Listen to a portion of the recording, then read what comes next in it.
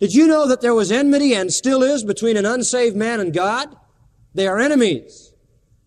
That's right. They are enemies, and I mean they are hot enemies.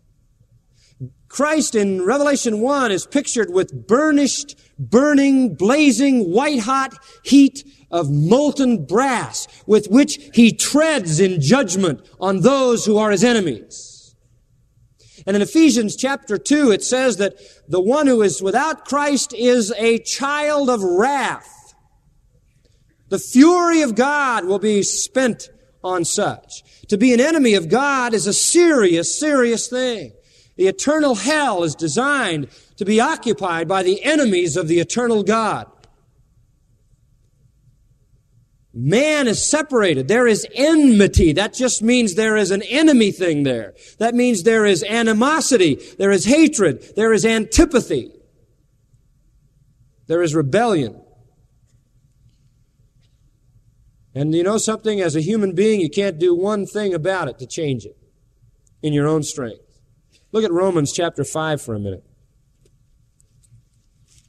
This factor of being at enmity with God, you know, people think it's amazing. They think that if they're just good, if they're a good neighbor or work at their job fairly well or take care of their wife and kids within reason, that God is really their friend and everything's going to be fine. But that isn't true. There are only two categories of human beings, and Jesus put them this way. He that is not with me is what? Against me. You are either with Christ or you are against Christ. And if you are against Christ, you're against God. So you cannot be for God and against Christ. You know Christ, you're for God. You don't know Christ, there's no other way to be on God's side.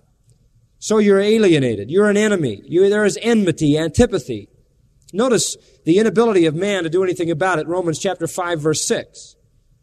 For when we were yet without strength. Now here's man's first problem, a lack of strength. Man in a desperate situation of being an enemy from God has not the strength to change it.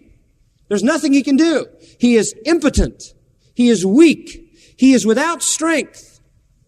Not only that, verse 6 says, in due time Christ died for the ungodly. He not only lacks strength, he lacks merit. He is ungodly.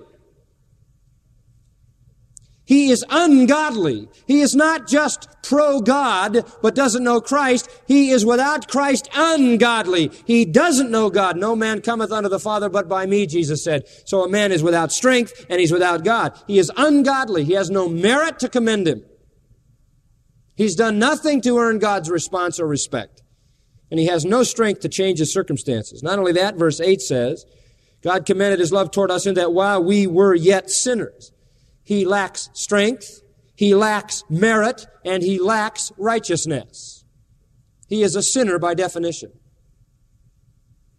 And then, in verse 10, if when we were enemies, he is an enemy.